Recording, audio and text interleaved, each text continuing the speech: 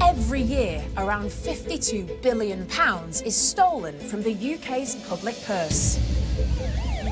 But up and down Britain, an army of fraud fighters is battling to win it back. This money should really have been used to pay for the essential services that all of us use every day. Benefit fraud does not pay. What it effectively is people stealing money from you and I. This is a huge amount of money and it's disgraceful. From paying for the police and our health service, filling in potholes and emptying our dustbins, to making sure everyone has a roof over their head. £2 million means an awful lot, but it was just the tip of the iceberg. So it's absolutely disgusting what they do. The investigators' mission has never been more vital. Blatant lies just to claim benefits. And the only thing I could put it down to is greed. This is not a victimless crime. This is coming out of the public purse. We will not let it go. We're like dogs with bones. You will be found, you will be investigated, and ultimately you will be prosecuted. The Fraud Squad are on the case.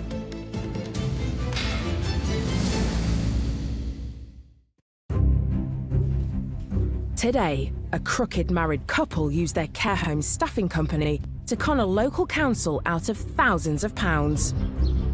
They're professional criminals. They identified a vulnerability in that system and took advantage of that for their own financial gains. A social housing tenant who's pocketing local authority cash by illegally subletting his home. This case was shocking. He continued to profit from something which was desperately needed by families on the waiting list. And a callous carer, fraudulently claiming the benefits that are genuinely needed by the very people she's being paid to look after. As you can quite clearly see, she's not using any walking aid or wheelchair. If a member of the public was to see this, would they class this individual as severely disabled? The answer to that is clearly no.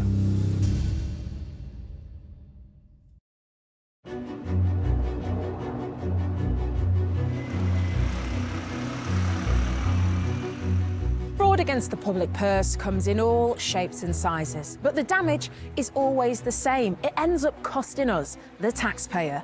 But that doesn't seem to bother the fiddling fraudsters in our first case. In fact, they're so brazen, they can't help boasting about it.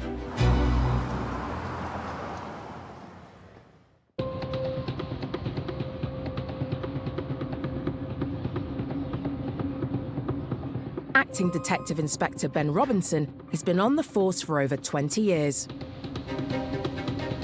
The best part for me in this job and what is my real passion is actually protecting people from becoming victims of fraud. It is a huge problem in this country. Lots of people don't even report they're a victim of fraud, but it does massively impact on the victims. And in this next case, the victims were the hundreds of thousands of honest tax-paying citizens living in his local patch in Humberside.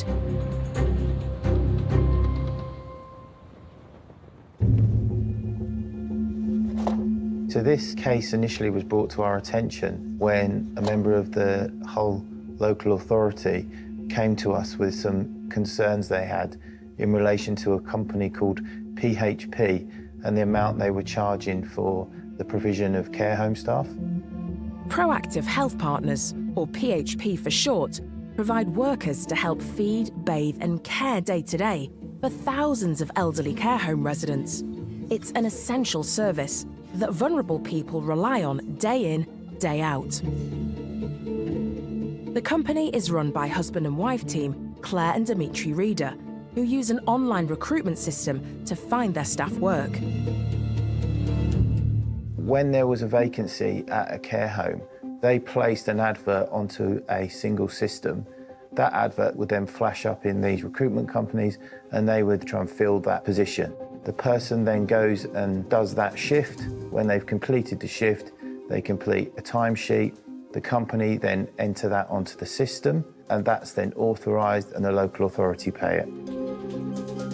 But now a former director of their company has turned whistleblower and has tipped off the local authority that the couple have found a way of claiming for hours of work that have never actually been done.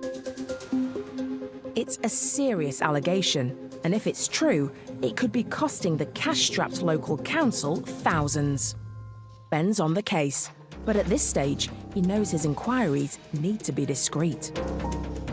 When we're investigating a company, we need to be sure exactly what we're doing, that criminal offences are being committed, because when the police come in, we can effectively destroy the reputation of that company by arresting the directors, conducting searches. So we need to know that offences have been committed.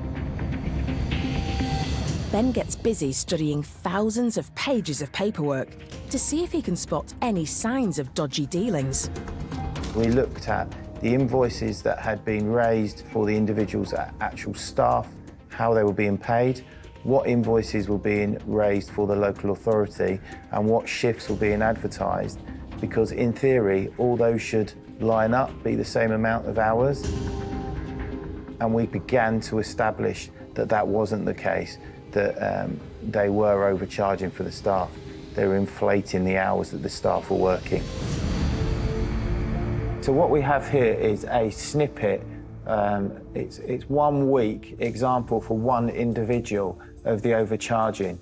So we can see that at the top we've got the hours charged, and PHP charged Hull City Council 134 hours work for this individual, when actually our inquiries found out that this individual actually only worked for 24 hours during that week.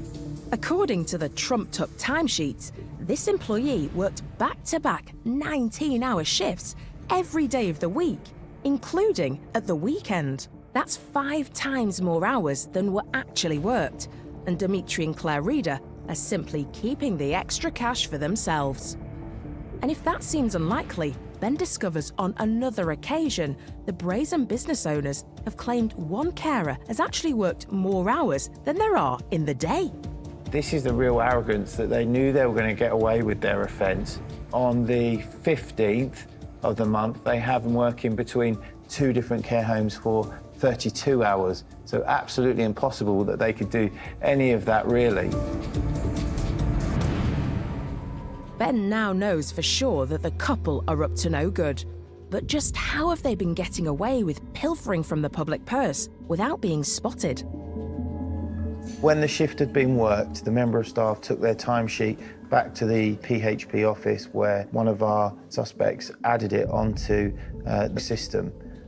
The process was then that a member of the care home management should then authorise that that person worked those particular hours.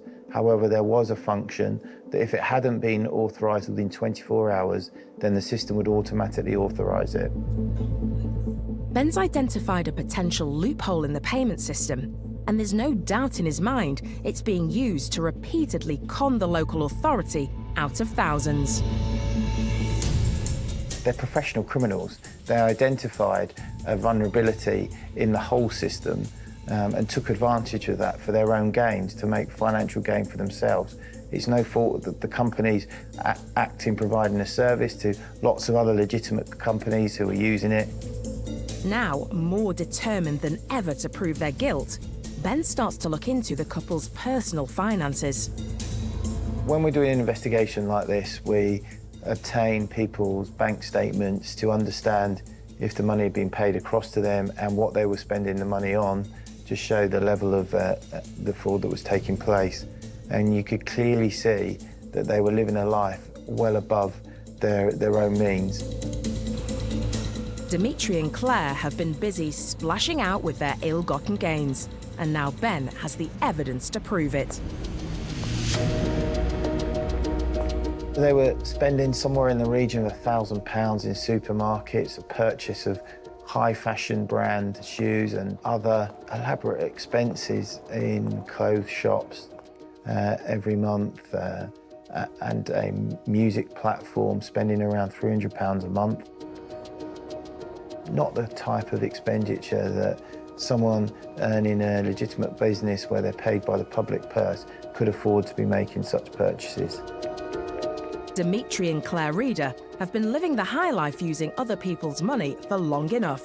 It's time to bring them in for questioning. They're then arrested, brought in for interview, search conducted of the business premises, and that's when they're then interviewed about the offence. both of them denying that they've done any wrongdoing, saying there's problems with the system, or Dimitri saying he's got nothing to do with the system. So that's when the investigation goes into the next stage.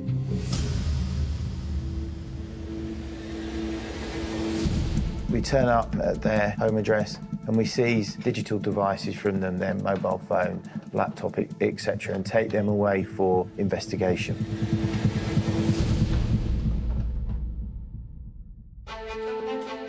Later, messages between the husband and wife scammers leave investigators stunned.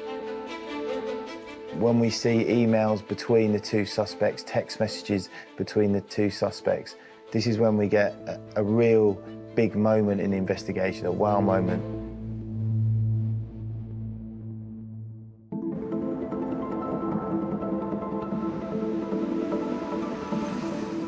Social housing provides a lifeline for those who are desperately in need of a roof over their head. Every house is priceless, so when a tenant abuses the privilege, they need to be stopped.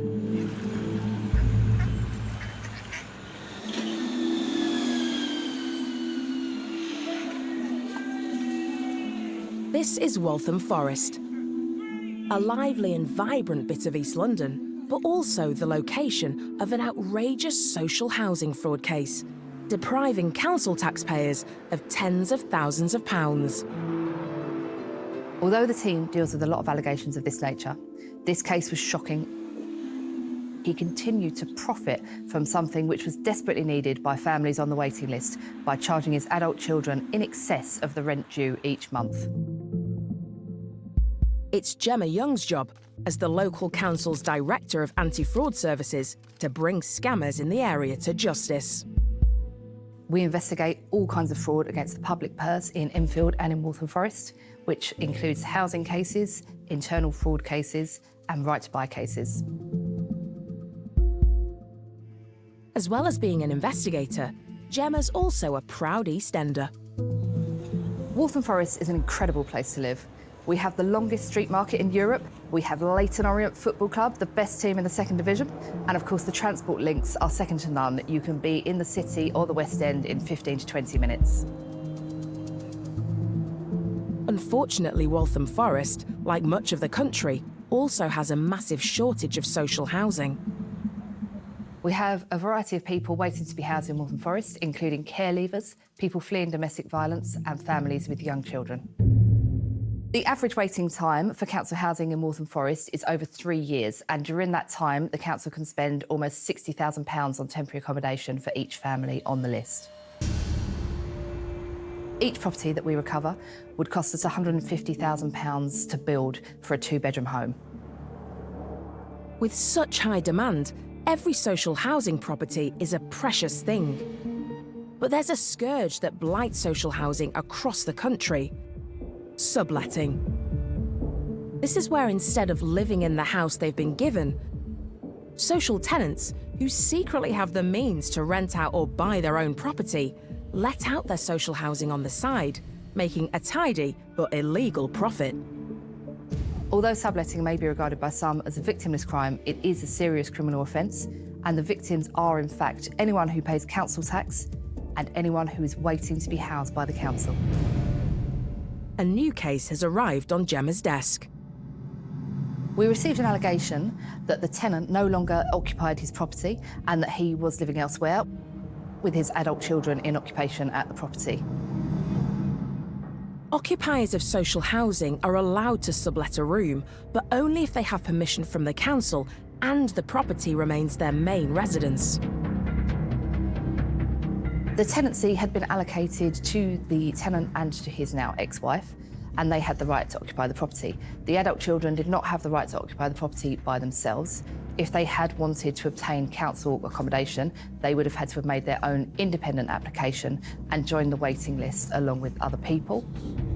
Having received this allegation, we then set up an investigation. Initially, we carry out background intelligence checks when we receive a referral of this nature to see if the tenant can be linked to another address. The team start by looking at databases at other agencies like HMRC to see if the tenant's linked to any other addresses. But nothing's showing up. So it's time to pop round and see if they can catch the tenant unawares. We needed to check to see if the tenant was actually living in the property or if he had moved elsewhere.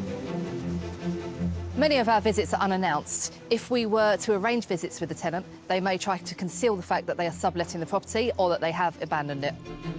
Being office space can only tell you so much. Often a visit to the property will give you the real truth behind the situation. For the first 2 visits, our tenant was not at home, but his adult children were.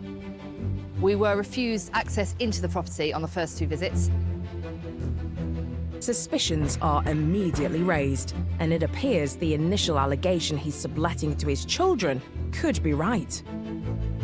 But the tenant could also just be out. Luckily, the fraud squad are a persistent bunch, and it's third time lucky, as the tenant's adult son eventually lets the investigators inside. We were told that the tenant's 2 adult children occupied one of each of the bedrooms of the 2-bedroom property. And then we were told that the official tenant lived in the living room, which had been converted into a bedroom. However, in the living room, there was a mattress propped up against the wall, which could not have been laid flat without moving a very large coffee table. And that provoked our suspicions that the tenant did not, in fact, occupy the property. With the suspicious mattress raising eyebrows, the team returned for a 4th time, but still the mysterious tenant isn't at home, only his kids. As we had been unable to speak with the tenant during the 4 unnotified home visits, we decided to carry out the home visit questionnaire with his adult son, and this would give us more information about the composition of the household. During the questionnaire, we learnt that the tenant did in fact stay at another property on a regular basis. The tenant had remarried and had quite a young child. However, the tenant's son refused to provide us with any further information, such as the address of the property or even the area in which the property was located. Hitting dead ends such as these becomes frustrating where you strongly suspect that fraud is involved. With the son keeping stum and no sign of his father, the investigation desperately needs a break. Later, the search for the wayward tenant continues and takes investigators across county lines. We discovered that the tenant was, in fact, occupying a property in Braintree. This case now became high priority.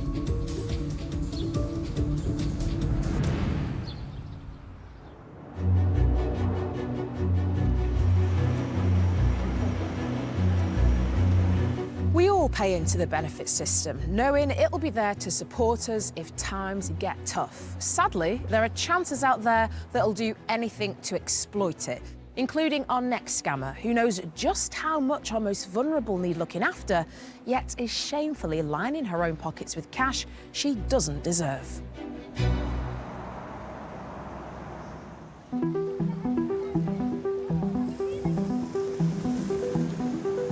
Plymouth on the south coast of Devon.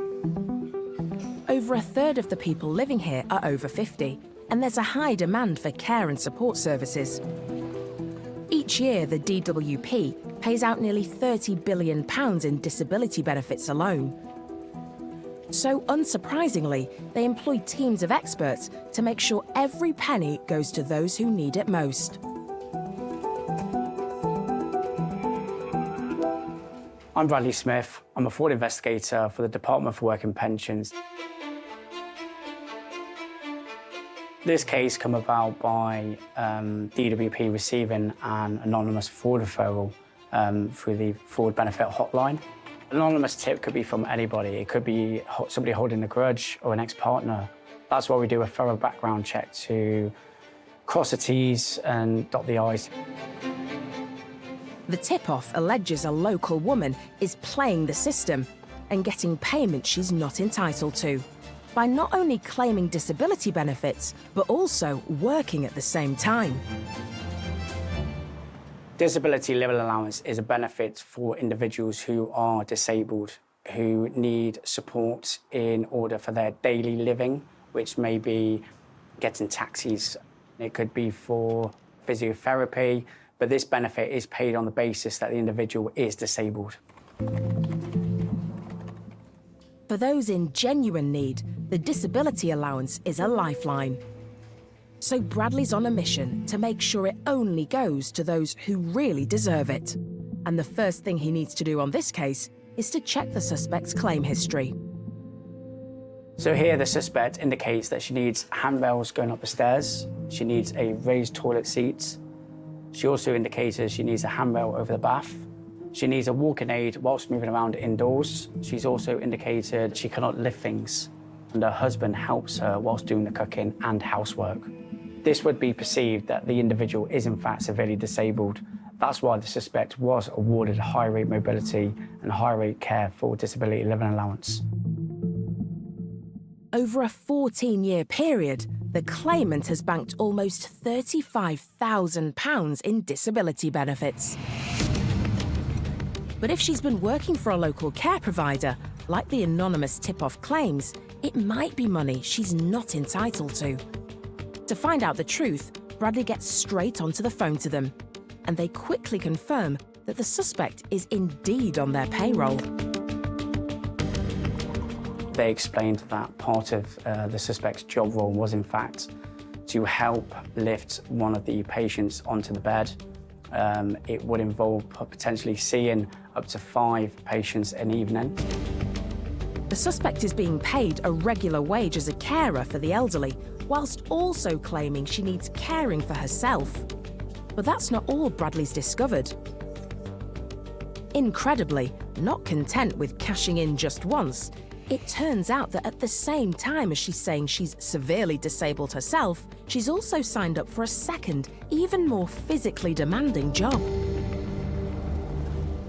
The other employer was for the local authority. Now, this involved picking disabled children up on a bus. So the job role was passenger assistant. This job actually could mean taking the children onto the bus, lifting them onto a seat, strapping them in, as well as putting their wheelchairs onto the back of the bus. More physical work by a woman who claims she struggles to walk, never mind lift heavy objects.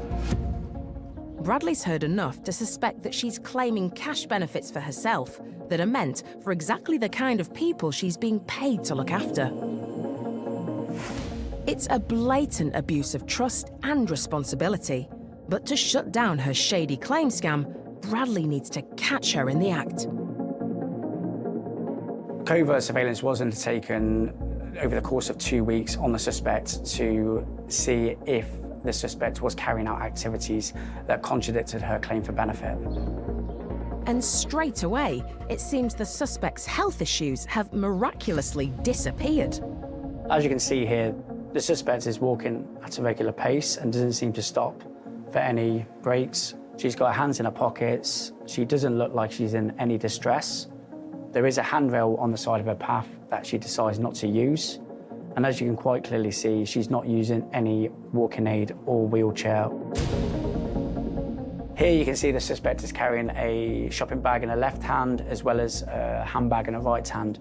She doesn't need her wheelchair and she seems to be shopping quite comfortably. If a member of the public was to see this, would they class this individual as severely disabled? The answer to that is clearly no. The evidence is overwhelming. Bradley's seen enough to know that this is a clear case of fraud. A seemingly healthy individual is banking benefits she doesn't deserve.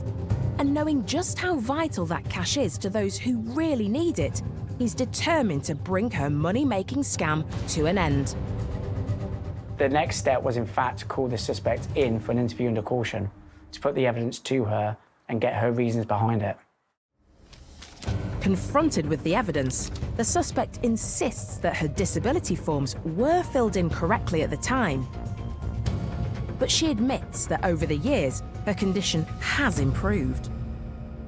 But the terms of her benefits are laid out in black and white. If she's fit enough to work, she shouldn't be claiming this level of disability. A level of empathy was given, however, £35,000 being paid to the suspect over the course of 14 years claiming benefits could be used elsewhere. Failing to notify the authorities of a change in circumstances is a criminal offence. so the claimant is taken to court. She was found guilty of benefit fraud and was given 24 weeks imprisonment, suspended for 2 years. She was also given 15 hours community service, as well as a £500 fine on top of the £35,000 she's due to repay. For years, this corrupt carer hasn't just been helping others, she's also been helping herself to large amounts of taxpayers' money. But thanks to Bradley, her benefit cheating days are over. This is a great result. The money is being paid back, going back to the taxpayers. It will go back onto things and individuals that need the money. And it's also a deterrent and a message to individuals that you can't get away with benefit fraud.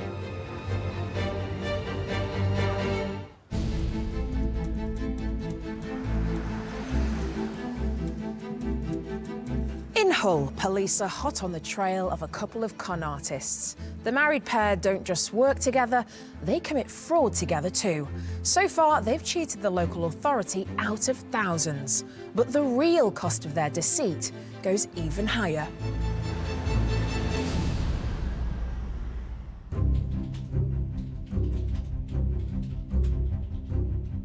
Dimitri and Claire Reeder run PHP, a company that supplies care workers to local nursing homes.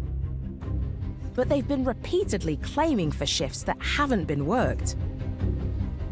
Ben's team has seized their laptops and phones and called them in for questioning. Both are denying they've done anything wrong, but what Ben's about to discover will blow any claims of innocence out of the water. When the officers start reviewing the digital devices, this is when we get a real big moment in the investigation, a wow moment.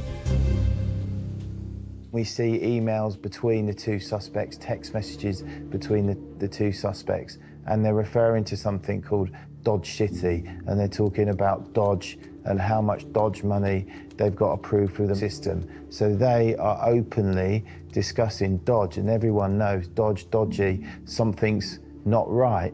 So they're almost flagging it up to us that these are the dodgy transactions, that they are committing fraud. It's vital evidence that Ben will be able to use in his case against the callous couple.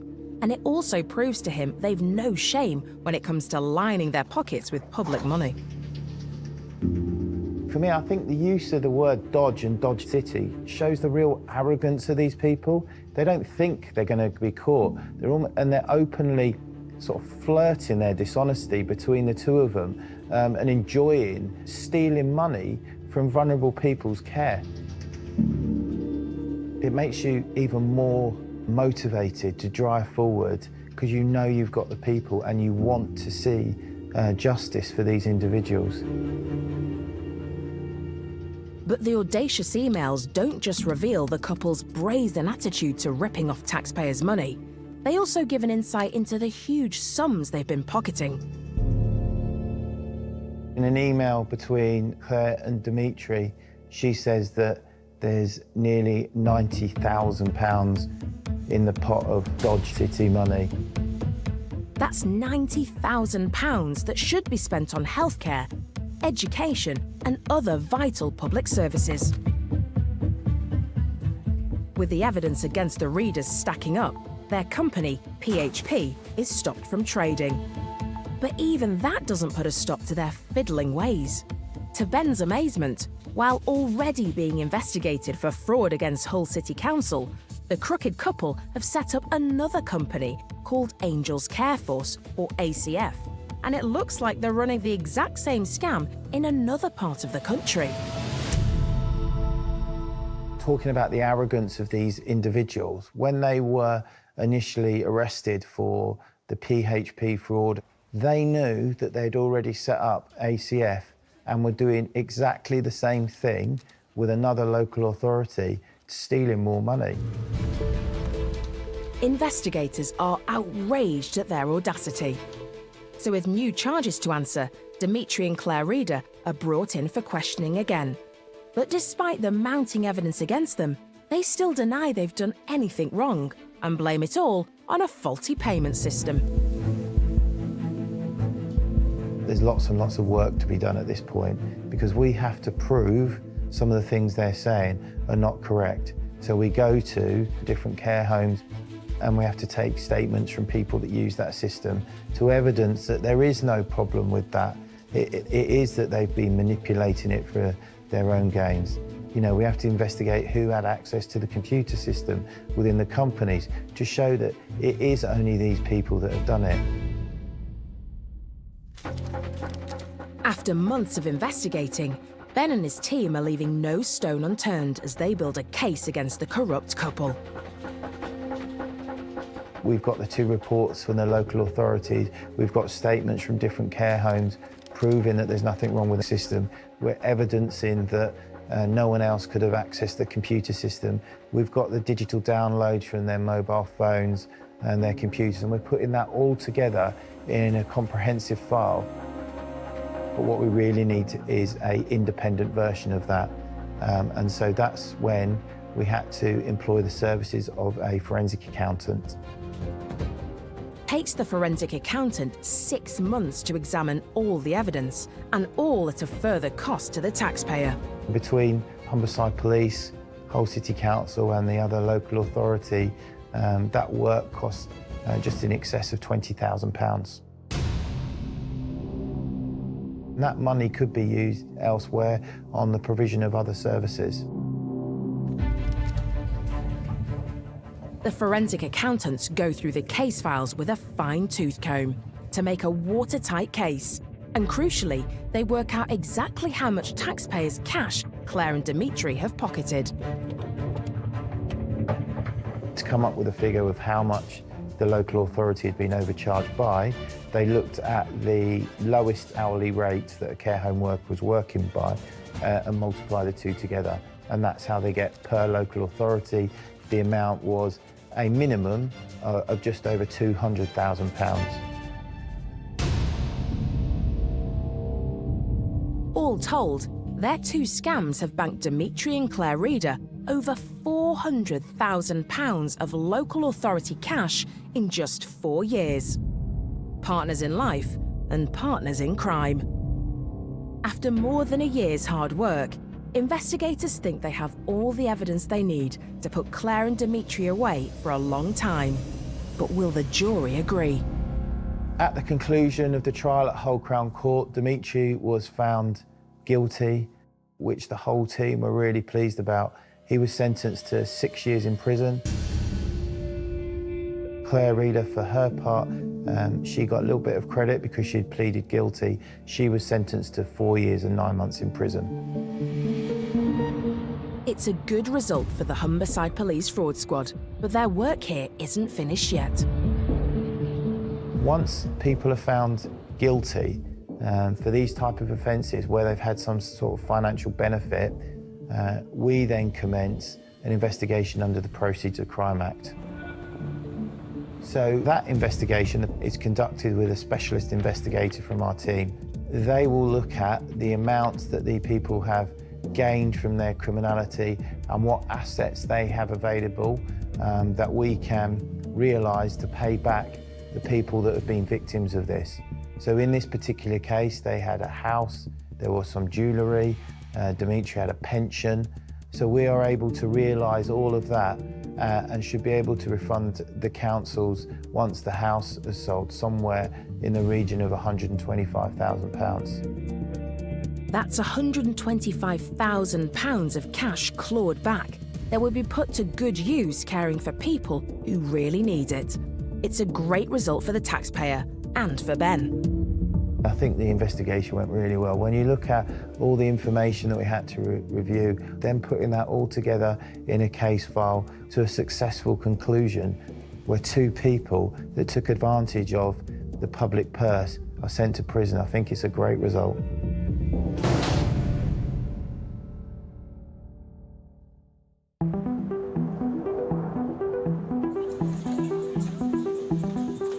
In East London, the net is closing in on a social housing tenant suspected of secretly subletting his council property to his grown-up children. Outrageously, his family favour is also turning him a profit. The fraud squad need to put an end to it, but they'll have to find him first.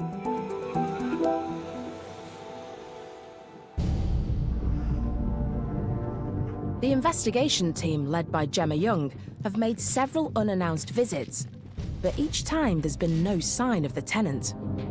So they widen their search for him and eventually strike gold, 30 miles away in Essex. We discovered that the tenant was, in fact, occupying a property in Braintree. This discovery was made when we checked records from the managing agent and also from the GP nearby. The suspect is notified that they have evidence that he isn't living in his council house. Eventually, he agrees to come in and see the investigators, but he's bringing legal advice. The tenant attended the voluntary fact-finding interview along with his solicitor, and he answered a variety of questions about his living and working arrangements and his tenancy. During the interview, the tenant maintained that he did not live at any other address. However, we did establish that the tenant worked in Braintree and that his wife also lived in Braintree. Despite his denials, the evidence that Braintree is his main address is piling up. This is the tenancy agreement for the property in Braintree, which we obtained from the managing agent of the property using our powers under the Data Protection Act. This shows that the tenant of our Waltham Forest property was also, in fact, the tenant of the property in Braintree, along with his new wife. Further checks reveal that the suspect is also liable for council tax at the house in Braintree, meaning that must be his main address. Even when confronted with this information, the tenant continued to deny that he occupied the Braintree property, which we knew was occupied by his wife and young child, and which was within a mile of the tenant's workplace. The tenant was also unable to provide any details or evidence of his claim that he travelled from his address in Waltham Forest to his place of work in Braintree. Braintree District Council confirms that the man and his wife have been registered for council tax there for nearly 4 years. And that means he could have been subletting his council house 30 miles away in Waltham Forest for that whole time. The case against him keeps on growing, and the team want to keep up this momentum, starting with another visit to his council property. Immediately following the interview, we attended the tenant's property for an unnotified visit with the tenant. When we asked to see the tenant's personal effects and we were shown a cupboard with a very minimal amount of clothing in it, this compounded our view that the tenant was maintaining a lie that he was still inhabiting the property. But the team still need more proof he's subletting to his kids, so they decide to take a look at his finances. As part of the Right to Buy application, we also requested 12 months' worth of bank statements from the tenant for all bank accounts held. This showed us that there were payments received from the tenant's adult children every month, which we suspected were rental payments for the property that they were occupying instead of the tenant. He is making a profit from subletting it to his adult children by charging them more than he pays in rent. So it looks like he has been subletting, and he's been doing it for nearly 5 years.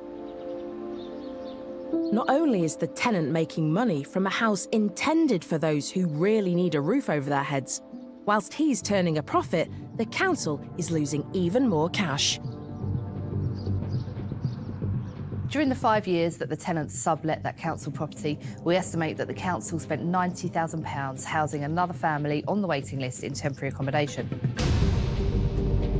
It's a staggering amount of money the council can ill afford to lose.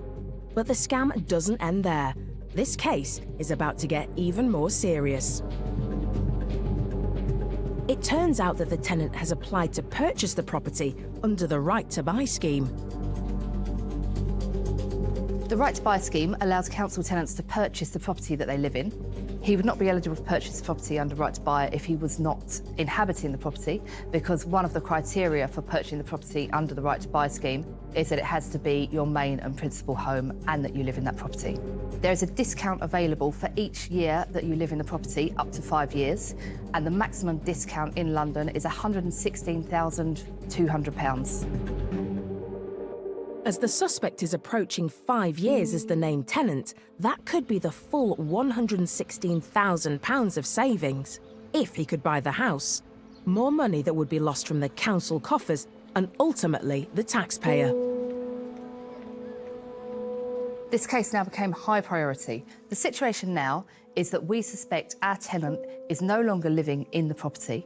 He's subletting it to his adult children. He's also had the audacity to put in a right to buy application in order to deprive the public estate of that property as well. With fraud piled on fraud, piled on fraud, this suspect is just taking the mickey. Time to get him back in and see if he'll finally fess up. When the tenant attended for his interview under caution, he continued to maintain that he was still living at the property. He said that he was only a guarantor for the property in Braintree where his wife and young child lived, and he further claimed that his adult children were transferring him money every month in order to clear debts and that this was not rental payments for the property. Shortly after this meeting, the man withdraws his right to buy application. But if he thinks that this will be the end of things, he's sorely mistaken. Despite what the tenant had told us at his interview under caution, the council had gathered enough evidence to terminate the right to buy application. We also started civil proceedings in order to recover the property, which the tenant was, we believed, subletting. The council also has jurisdiction to take criminal action against the tenant for the suspected subletting of the property. The deceitful tenant's lies have finally caught up with him, and the case goes to court. The tenant entered a not guilty plea at the Magistrates' Court. However, the matter was so serious that it was transferred to Snaresbrook Crown Court to be heard before a jury. The tenant maintained his innocence until the day of the trial, when he changed his plea and pled guilty to all charges. The man is given a 2-year suspended prison sentence and ordered to pay the council the £5,226 illegal profit he made from charging his children rent. Needless to say, they were all evicted from the house. However, what remains lost are the tens of thousands of pounds the council spent on housing more deserving families in temporary accommodation when they could have been living in this house. That money could have been spent on vital council services, such as caring for vulnerable adults and children within the borough, waste collection services, and maintaining the borough's network of roads. But the most important thing is that another home has been freed up to be used for someone truly deserving. We have now recovered the property and it will become a home for a family from the housing waiting list.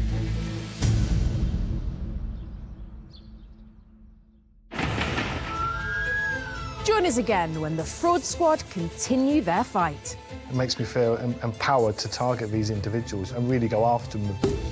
Bringing wrongdoers to justice and defending the public purse. We want to hear that the prosecute these kind of offences and we won't stop. It's those people that we really want to bring to justice, and nobody is beyond our reach. All that here when Fraud Squad continues Monday at the same time, or you can watch the whole lot right now on BBC iPlayer. But the crusade doesn't stop there. Claimed and Shamed is next.